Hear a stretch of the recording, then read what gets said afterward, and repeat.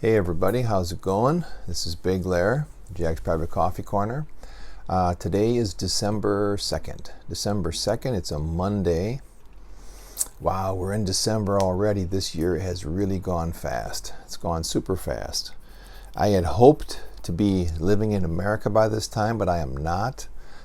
Still waiting on my wife's visa. I thought I had everything pretty much set. But it turns out if you do this visa process for someone, there's two steps to it for going to America. Maybe Americans don't know this. We hear a lot of stuff in the news about like Mexicans running across the border and other countries' peoples just coming in and coming in and being given some kind of ID card or visas or whatever. I don't know about any of that. I know that for Japanese, it's quite tough to get a visa. There's so many things you have to do. And years ago, we had gone through the whole process, more than 10 years ago. And they used to have an office right at the embassy here in Japan, an immigration department. So we could do everything here. It took about 2 weeks, I think. And they said to me, okay, now if you're not ready to move to America with your wife, do not do step 2. Because step 2 entails my wife had to get an extensive health check. And if you could have seen the questions on this health check paper, it was over 10 pages of questions, along with various tests that an approved doctor had to do. They also wanted to know your vaccination history, and if you didn't have certain vaccinations, they wanted you to get, I think it was 12 to 15 vaccinations. I'm personally against vaccinations, so that was kind of a sticking point for me at the time. But then the health history, they wanted to know all of this stuff.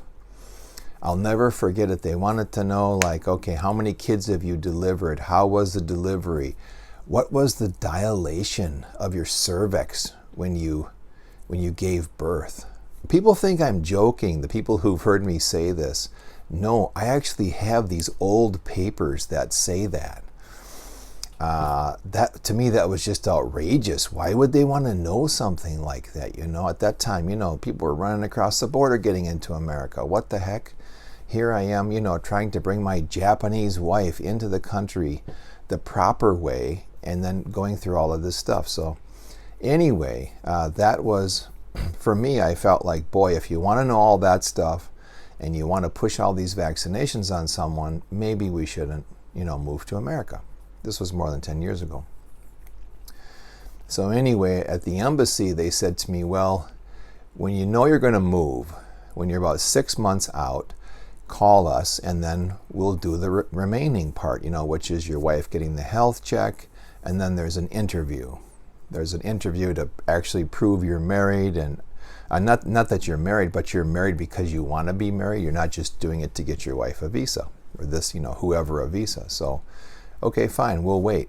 So I had everything set, waited. Obviously, it took all this time. Earlier this year, I called the embassy, and now the embassy no longer has an immigration department in Japan. And you get sent to this, you call and it goes to a call center in the Philippines. And I'm just guessing it's the Philippines because of the accent of all of the women who I talked with. I know that's a Filipino speaking English. And they kept asking me the same questions over and over. And I said, no, all I want to know is, what do I have to do now to start the process for this second part? And I kept, I had to answer a string of questions, and they would say, we'll get back to you. Well, they never got back to me. So I'd call, I called 3-4 times, and they asked me the same questions. And I said, listen, you've asked me these questions 4 times now. Nothing's getting done. Just how do I find out about this? And then luckily, they said, well, you could call an embassy worker. And I thought, why didn't you tell me that in the beginning? So I actually call an embassy, not the helpline or not the, these numbers they give you. I actually called a specific embassy, talked with a worker. He did some checking and said, oh, yeah, been a long time since you filed that paperwork. We tried to contact you 3 separate times. You never responded, so we canceled everything. That was pretty shocking. Now, I don't know how they tried to contact me. I was living in Malaysia for a number of years. However, the embassy in Malaysia knew I was living in Malaysia. So that's a whole nother issue. You know, what is the reason for embassies and all this stuff? Embassies are not set up to help Americans. I was told this in Japan one time. This was after 9/11. Before 9/11, the embassies had a really good system. They had a legal department. You know, they had all this other stuff going on. Okay, sorry, I had to stop there. Because my youngest son's going to school. Anyway, so I was told, you know, after 9/11 that, hey, things have changed. We're getting rid of the legal department. The immigration won't be here. There's going to be changes. From now on, you won't be able to just call the embassy and get free advice. There'll be a helpline, but you'll have to pay. And I did experience that. You'd call, they'd ask for your credit card number. If you didn't give your credit card number, you couldn't move forward in this phone system. You had to give your credit card number, and then depending on who you talk to, they would say to you, okay, you will be charged X amount of dollars per minute. That was crazy to me, you know, outrageous. Like, what? I'm calling my embassy and I have to pay for talking to someone? That's how it was. So anyway, at that time, I was told by this worker at the embassy, because I had dealt with the legal department a couple times, not because I'd had problems, but because when you have kids with dual citizenship like mine, the legal department would explain your kids' rights, you know, being a dual citizen. And they gave me a lot of good advice on, you know, what the Japanese side might try to do, because in Japan, they don't like you to have dual citizenship. In fact, when you turn 20 years old, you have to decide, are you going to take Japanese citizenship or the other one? They want you to decide and sign a paper saying, this is my decision, because they don't want you to have dual citizenship. However, on the American side, they're cool with it. They're fine with it. So they kind of told me some legal workarounds to where my kids could potentially keep their American citizenship and their Japanese citizenship for the rest of their life. And I won't go into that here because, you know, maybe that's not the kind of information the embassy had hoped would be on the internet, so I won't talk about it. But anyway, they had a really good legal department. You could call about all kinds of issues, tax issues and whatnot. So, yeah, so that was great. But the embassy worker said to me, the embassy is not here to help Americans in trouble. The embassy, the job of the embassy is to promote American business in foreign countries. Don't forget that. And he said, you know, if you get in trouble and, you know, he said, oh, you know, you're going, you know, this country, that country traveling.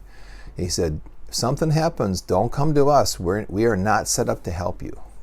I was really shocked by that. But then when there was remember that huge earthquake in Indonesia? They called it the Boxing Day earthquake. It was around, I think it was the 26th of December. I'm trying to think if it was 2004. I can't quite remember the year, but I remember 2 things from that earthquake. You know, of course, it was huge. One of my Japanese coworkers had gotten married. Her and her husband went to Bali, and they were in Bali, Indonesia, when this happened. Luckily, they were on the 2nd floor of a hotel. They woke up, and the woman said they could hear a noise. They could hear a weird noise, and they got up and looked out their balcony and saw that huge tidal wave coming over the island. Luckily they were okay, and because they were Japanese tourists, you know, the Indonesian government made it a priority to get all the foreigners out. So they were taken by a boat somewhere to an airstrip and flown out, luckily. I think it took 2 days for them to get out.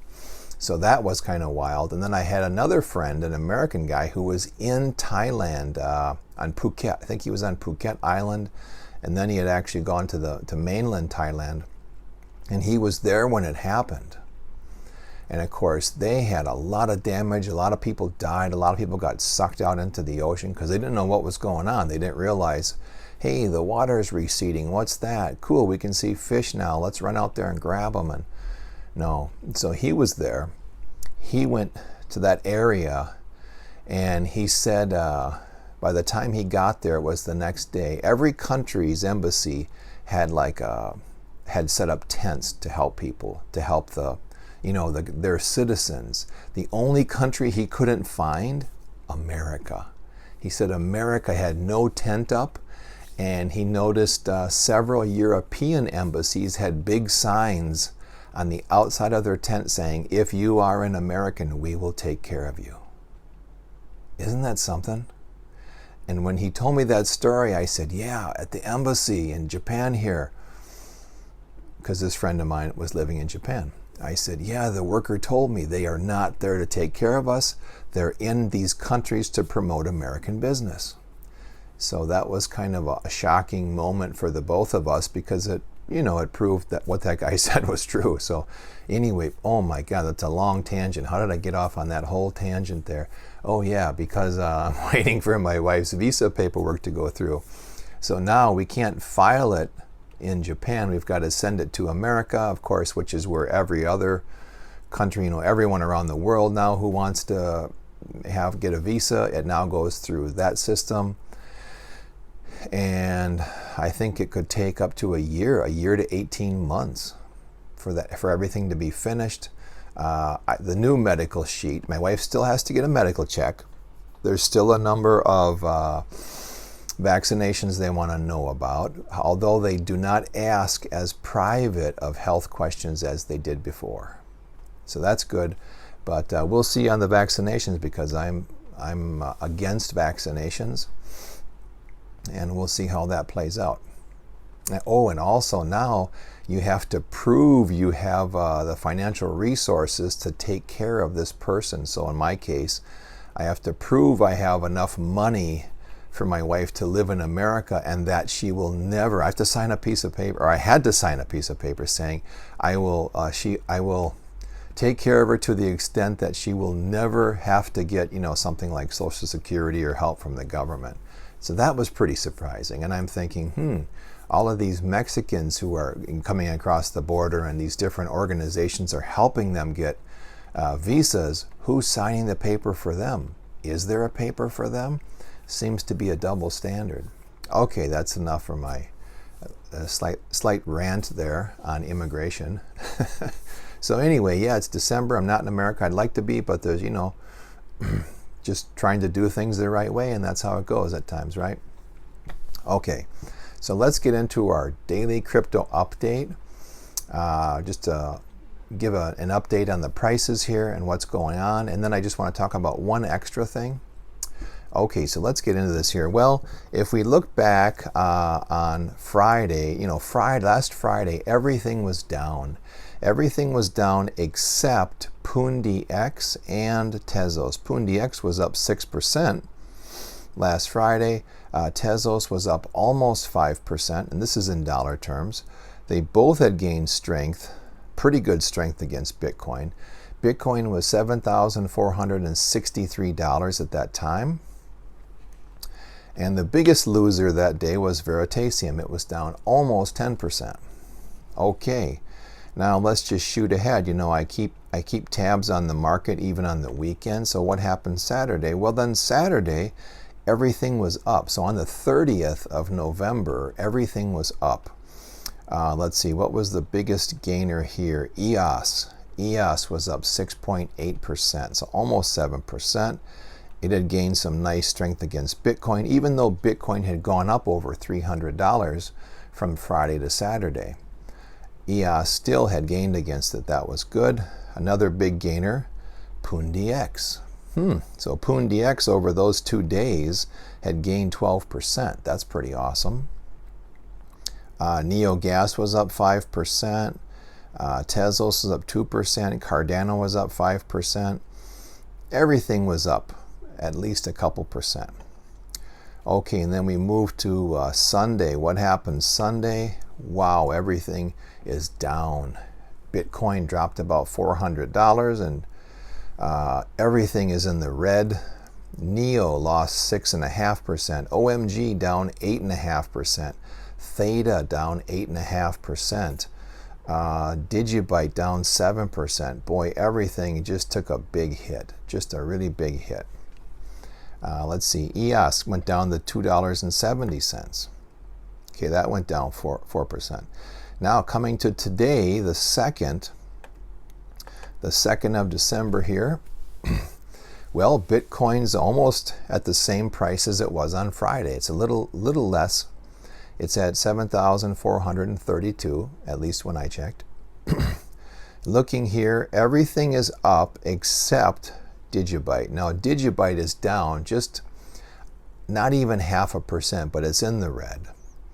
Let's see. And then Tezos is at 128. That hasn't moved, so that's just staying where it was. PundiX is staying where it was. It actually had lost a little bit on Sunday from that 12% gain that it made since Friday.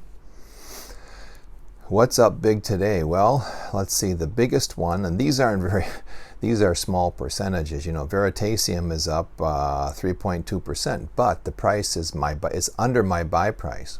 Remember, my buy price on Veritasium is $15. It's now $14.85. That looks good to me. Neogas, that's only up 2.75%, so it's $1.12. It's a bit less than the $1.30 I paid for it, so that's a buy price for me. Let's see, EOS is up 3%, looking good at $2.78. That's a buy price for me. NEO, it's up 2.75%. NEO is at $9.35. Man, I remember when NEO was trading just a couple weeks ago at $12. I think it got near $13, and I was thinking, do I pull the trigger on the $13? Because it had already passed my first target price, and I was thinking it was going to go to the second target price, so I waited. No, it did not. I should have stuck to my plan, right? I didn't stick to my plan, and now it's hanging around the $9 range for a long time. It would have been a fantastic trade if I had done that, because I could have bought it back at, almost $3 less. Yeah, more than $3 less per NEO. Let's see, Ethereum, that's up 3%. Theta, almost 3% in dollar terms. So there's not much action. Everything else is less than 3%, anywhere from 0% to 3%. Nothing to write home about, nothing big. My recommendations have not changed. I still love EOS. Let's see, OMG is very cheap, 75.8 cents. Pundi's a great buy. I'm going to force myself to buy a little Ethereum, because I need Ethereum to move my Pundi to sell it. And I shouldn't say sell it, I'm going to trade it, because even if it goes up, these tiny amounts, it's been moving between these tiny amounts. However, in the grand scheme of things, a person could increase their coins pretty easily with Pundi. I recently heard about that, there's a PundiX wallet where you can do staking, so that could be good. I was staking it on a different wallet up until, I think, June? And then Pundi stopped the staking, and I wasn't aware that this new wallet was out and you can stake on it, the new Pundi wallet. I think it's called X something. So anyway, I'm going to see if I can pump up the amount of Pundi that I have. My goal is to get 1 million Pundi. I do not have 1 million Pundi yet, but it seems like it shouldn't be too difficult. So we'll see if I can pull that off. I'll keep you updated what's going on with Pundi there. So I'm going to break my rule of not spending any more money. I think I'll just get like $10 worth of Ethereum so I can move my Pundi around. Do a little bit of trading on it. Okay. So Neogas, yeah, that would be a good buy price. Now Cardano is still at 3.9 cents. What's going on with Cardano now? I think I told everyone, months ago on YouTube that Cardano, they were going to do this test net, and they're going to take a snapshot, and you had to have your Cardano in this Daedalus or Yoroi wallet. And I believe the second snapshot has already taken place. So there is a testnet wallet that you can download, and then you can see your coins on there. And then they'll be moving to a mainnet wallet. I'm not quite sure on all of that. I just, I know that they'll be staking. There'll be Cardano staking anywhere from, what they say, 6 to 12%. I did watch a really interesting video recently, and I don't know if I have it bookmarked or not. And this guy, the premise of his video is could you have enough, how much Cardano would you need to actually live off the interest from it, right? If it's, what if it's 6%, what if it's 12%? He did it for 6%. So he figured, the premise was, okay, the average American spends $101 a day.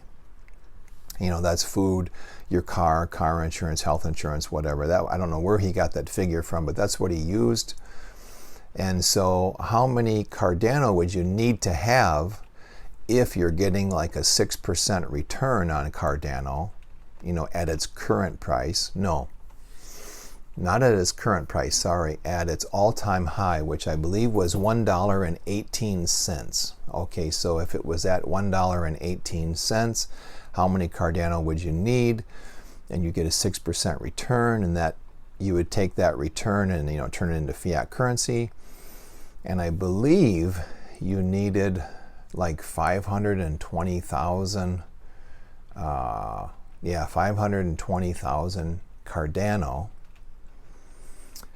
to and you would get like 6% from that. And then if each Cardano was $1.18, that would generate enough income to where it would pay all of your, it'd create enough passive income that you could survive. You would get this, every day at $101 coming to you. So I thought that was a pretty interesting idea. Now, as this guy was doing it, he was making these calculations, and I was doing the calculations on my own computer along with him, and I got different numbers than him.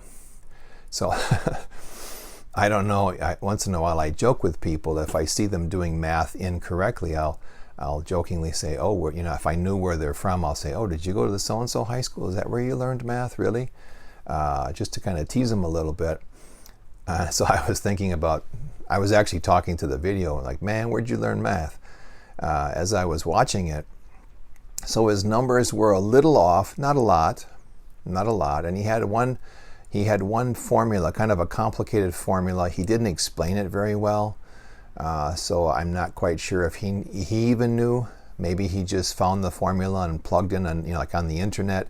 You can go to some websites and do, find crazy formulas, and you just put some, you input numbers, hit the calculate button, and bam, it gives you the answer. So I'm guessing he did something like that. Otherwise, you'd want to explain this complicated formula to people because you want someone to check and see, hey, am I doing the right thing? Am I correct? And he didn't have that. But the idea behind this video was very good, I thought. How much Cardano would you need if it hit that all-time high price? So 520,000. Wow, that's a pretty good investment. I believe that would be about $16,000. I could be wrong, but I remember during the video calculating it would be about $16,000 to have that many Cardano. However, if you think that amount of Cardano going up to $1.18 would be able to generate enough passive income for the average person to live each month, well, then it becomes a very excellent investment. So he got me thinking in a different way here, saying, okay, you can stake that. You can stake Tezos also, right? I believe, let's see, I was baking my Tezos with someone. I'm not going to say who I was doing it with because I think maybe something a little funny was going on. However, there's probably a lot I didn't know about the situation. So I was baking my Tezos with a well-known baker, and I was consistently getting, Tezos sent to me every 3 days, no problem. And then it hit November, and I had like a week with nothing, and then 2 or 3 days in a row getting a little bit. and then a week with nothing, and then 2 or 3 days, and then it got to be 2 weeks with nothing, and then 3 days of getting some, and then 2 more weeks with more than 2 weeks with nothing. And I thought, what's going on? Why isn't this person able to send it every 3 days like they have for more than 6 months? So I just took that as a sign that, okay, I'm going to pull my Tezos out of this baker. I'm not comfortable with it anymore.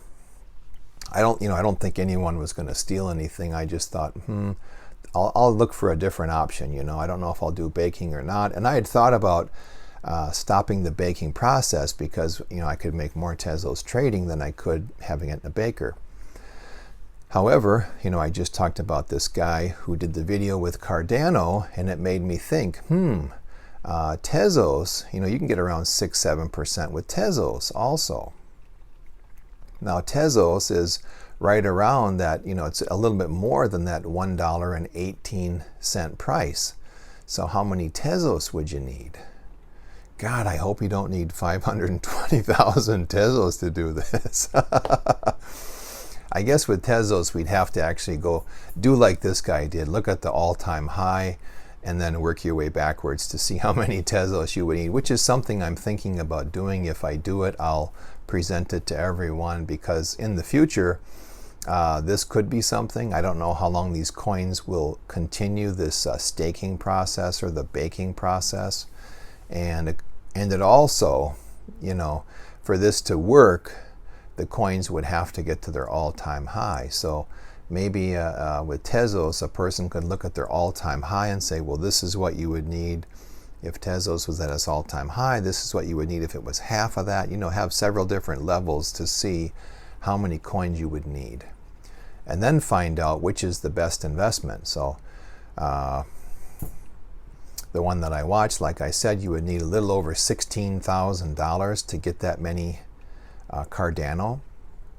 So what would you need for Tezos? That could be an interesting homework assignment, huh? Okay.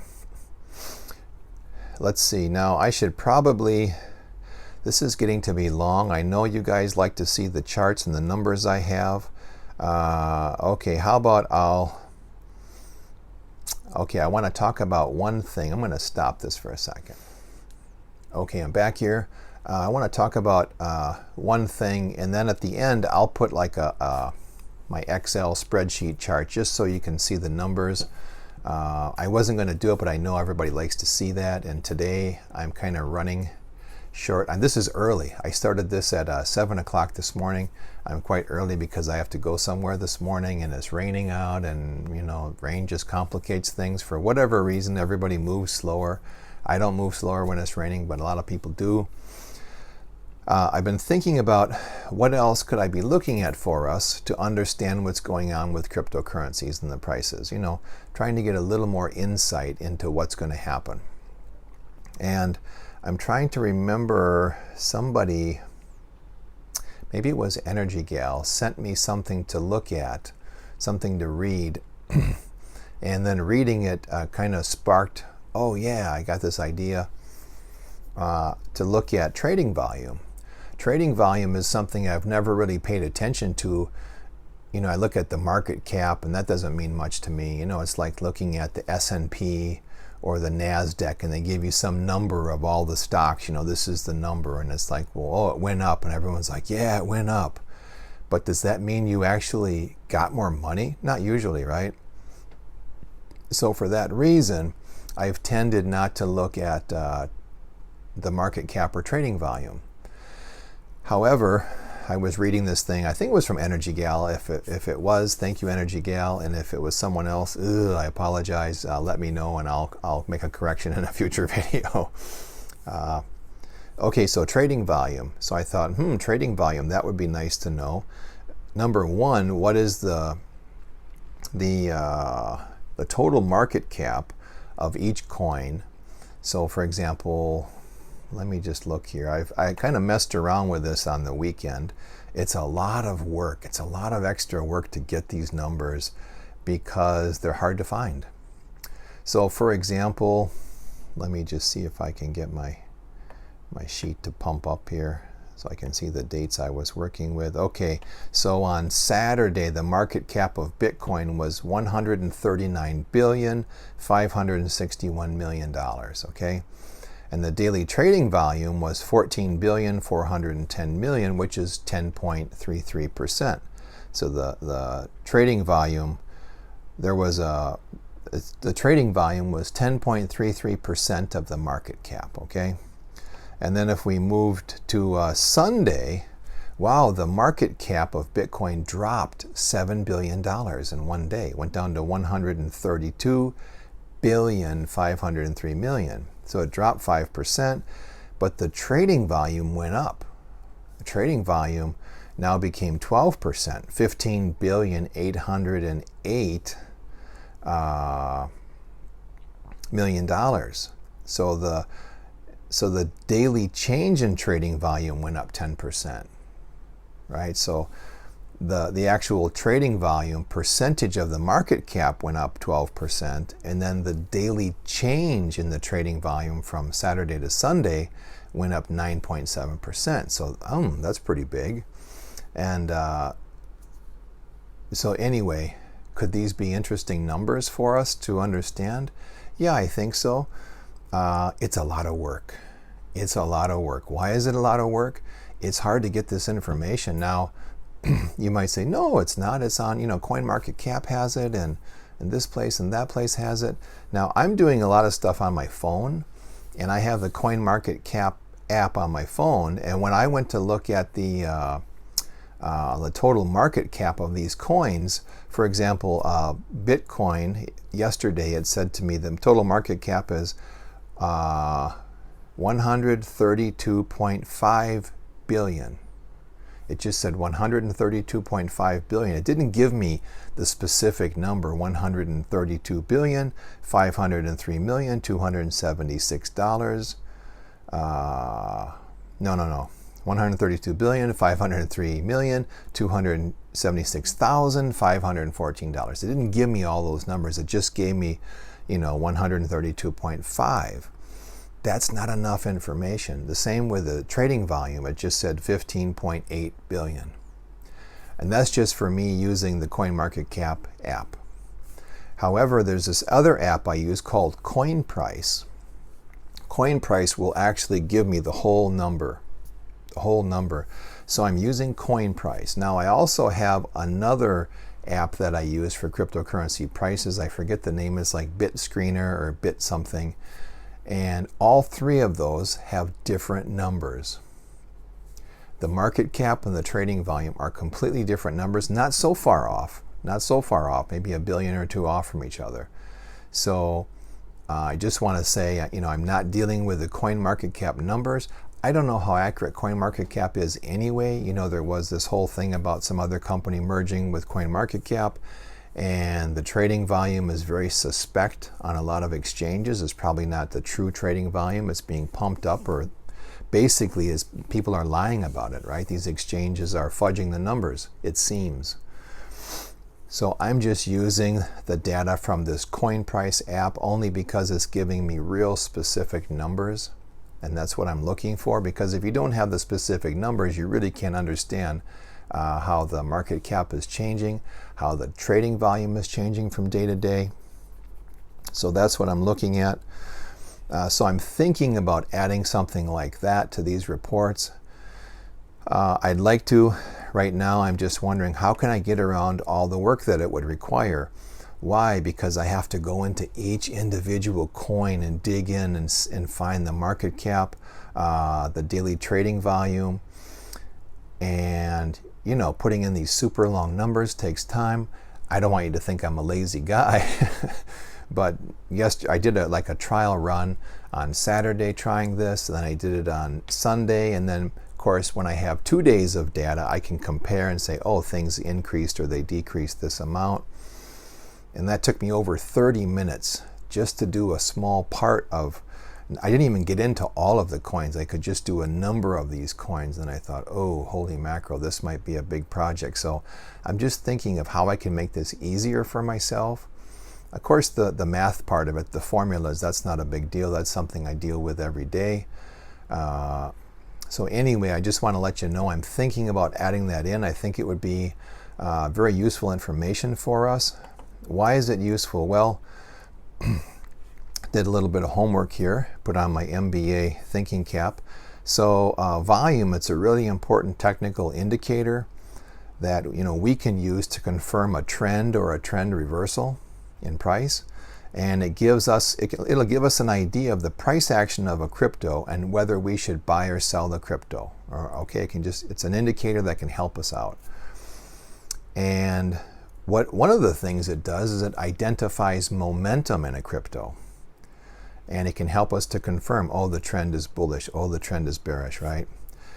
For example, the trading volume increases, prices generally move in the same direction. So if crypto is continuing, higher in an uptrend, the volume should also increase, and then it would be the, vice versa, right? So if the volume was decreasing, then probably the price should also decrease. And let's see, I made some other notes here. Let's see. Trading volume can also give us a signal when we should take profits, which that's really great to know. And take profits and sell our crypto. Let's see. Another thing I wrote down here is if there's no relationship between the trading volume and the price of a crypto, so if there's no relationship between the volume and the price, this probably means there's weakness in the current trend, whether it's up or down, and a possible reversal could happen. Now, let's see, if I had an example here, let's say we had a company, we'll call it Larry's Trading, just for sake of conversation, Larry's Trading, and our stock, continued its uptrend. Let's see, let's say we've got this stock and a bunch of people bought it, okay? And it's in an uptrend, it continues for 5 months, and the price increased 70% in 6 months. That'd be pretty good, right? So, the investors, they see the share prices of our company still in an uptrend, so they keep holding their shares. However, over the next couple of weeks leading up to Christmas here, our crypto continues in an uptrend, but the volume decreases. And the investors would say, aha, this is a signal that the bullish uptrend in our stock is beginning to lose its momentum and it could end. And then we get to the first week of January.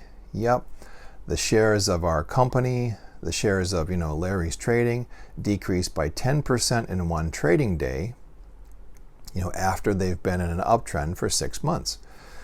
So the investors would say, oh, your crypto broke its uptrend, the uptrend line, and the volume is now it's high. The volume is very high relative to its average daily trading volume. So this would be a signal to the investors that they should sell, right? They should sell because the reversal of this uptrend was confirmed due to the high volume and the decrease in price. Okay? So I hope that was, kind of easy to understand there. Maybe you might have to back it up here and play it again. But so it's really interesting, and now I'm trying to go back and find how can I calculate this daily trading volume, the average daily trading volume. And that's a number I've not been able to find. I was searching for a couple hours over the weekend, trying to find anywhere that had this. I could not find it, so probably it's up to me to just input this data every day and then create my own average daily trading volume, which would be a bit of work. Digging even deeper, I found that a lot of investors would like to see a 200-day average daily trading volume. 200 days, that's going to take a while, right? I haven't even started this. I started on Saturday, but 200 days.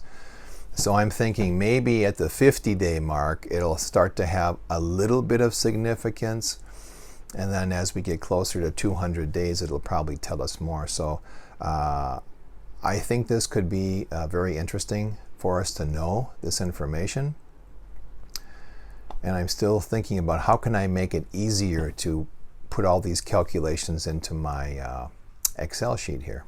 Because now I have to have a second page to it because it's just too much information on one page, and I have to cut and paste these things. And I've got a crazy huge Excel sheet. If anyone knows about Excel, it goes through the alphabet, from A to Z, and then it goes like AA1, AA2, or whatever. I'm way off this sheet here. If you printed this thing out, it would be a monster. Okay, so that's what I've got there. I hope I hope I explained it well enough to where you can kind of get an idea of how trading volume could help. That's what I'm thinking. Okay, and let's see. So I'll do a screen grab here of what I have in the Excel sheet, and just so that you can see what I've got for numbers here. All right, okay, I'm going to stop this. Okay, so as you can see, here's the sheet for today. I've got the some numbers in bold, the December 1st to December 2nd price percent increase or decrease. As I was saying, the biggest increase in price was Veritasium 3.2, then then it was EOS 2.96, so almost 3%. Litecoin 2.86%. Theta is up, Ethereum is up, NeoGas 2.7, Neo 2.75, sorry, Neo is 2.75, and then I've got this number of coins one Bitcoin can buy. You can see all of that, right? And then next to it says more or less, plus or minus. If it's a red number, it means less coins can be purchased today than yesterday. And if it's black, it means more coins. So if you had one Bitcoin, for example, you wanted to buy EOS today, you would get 41.43 less EOS than you did yesterday. So that tells me, EOS is getting stronger compared to Bitcoin, and its price went up 3%. So that's pretty good indicator. Okay, and then let's see the yellow box here, the percent of 1 year high. Some of these numbers are quite high. Pundi X is the lowest. It's always the lowest. That's 13.67%. And then move over to this percent of all-time high. We can see that Pundi X is 1.01% of its all-time high. NeoGas is 1.15%. And then looking in this purple box, the purple tone color there, we can see that Pundi X and NeoGas look the best. Other coins look really good. And also remember, as I've said before, this percent to all-time high or percentage of all-time high, I think it's relevant because it's some of the only data we have to gauge what's the future price action of these coins. However, it's not the end-all to be-all. It's not the only thing we should look at, because I think there are coins like EOS whose numbers do not look as good as other coins, but I think it will skyrocket in the future and be worth much. It will go much higher than this 723.38% to its all-time high. So there are coins out there that are going to do very well, and they will blow past their all-time high. Okay, I hope this helped. Man, this is a long daily update, huh? My apologies for the length. I hope you guys have a great day. It's a rainy day here in Japan, rainy and pretty cloudy. And I've got a busy day ahead of me here, lots to do. So I will see you guys tomorrow. Take care.